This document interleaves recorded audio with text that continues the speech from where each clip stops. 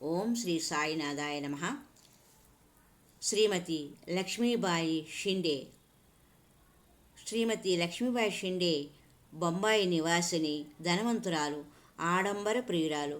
ఒకసారి సాయిబాబాను చూడాలని షిరిడీకి వచ్చి బాబాను చూచిన ఆమె మరలా బొంబాయి పోనే లేదు. అప్పటికి లక్ష్మీబాయి షిండే వయసు 28 సంవత్సరాలు మాత్రమే.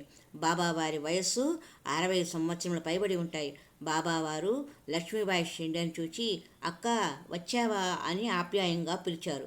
నేను నీ ఇంటికి భోజనానికి రానా అన్నారు. తప్పకరా బాబా అని తాను బస చేసిన గుడిసెకొచ్చి ఎన్నెన్నో పదార్థాలు తయారు చేసి బాబావారి రాక కోసం ఎదురు చూసింది. బాబావారు రాలేదు. ఈలోపుగా బాబావారి కోసం చేసిన పదార్థాలు కుక్కలు పిల్లులు తింటూ ఉన్నాయి.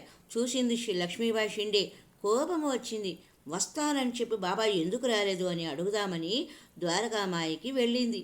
మోహన రూపుడైన సాయిబాబాను చూసింది. ఆనందంతో ఉప్పొంగిపోయింది మనసు. కోపము చెల్లాచెదురైంది. వెంటనే సాయి పరమామృతం అనే 108 పద్యాలను అనర్గళంగా చదివి ఆ గ్రంథాన్ని బాబా గారికి అంకితం చేసినది. బాబావారు లక్ష్మీబాయి షిండేతో, అక్కగా వచ్చి అత్తగా దాపురించావే అని చక్కని పరిహాస ప్రసంగం చేసి, అక్క నిన్న నీవు తయారు చేసిన పదార్థాలు ఒక్కొక్కటి వర్ణించుచు చాలా చాలా బాగున్నాయని శ్లాఘించారు. బాబా నిన్న మీరు రాలేదు కదా, నేను తయారు చేసిన పదార్థాలు నీకు ఎట్లా తెలిసినవి బాబా అని అడిగింది. బాబావారు, అక్క సాయి అంటే 6 అడుగుల శరీరం ధరించిన మానవ మాతృడు అనుకున్నావా తల్లి? సాయి అంటే సర్వాంతర్యామి. ఏ జీవిని తృప్తిపరిచినా, ఏ జీవిని సంతృప్తిపరిచినా ఈ సాయికే చెందుతుంది అని బాబావారు ఎప్పుడైతే అన్నారో లక్ష్మీబాయి షిండేలోని అహంభావము పోయింది.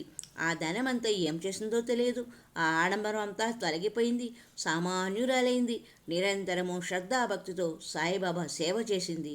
బాబావారు తన అవసాన దశలో నవవిధ భక్తి మార్గ సూచకంగా 9 రూపాయల నాణెములు ప్రసాదించారు.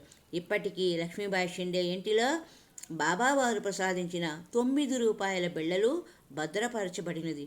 షిరిడీ వెళ్ళేవారు లక్ష్మీబాయి షిండే ఇంటిని దర్శించుకొని రావచ్చును. ఓం శ్రీ సాయినాథాయ నమః.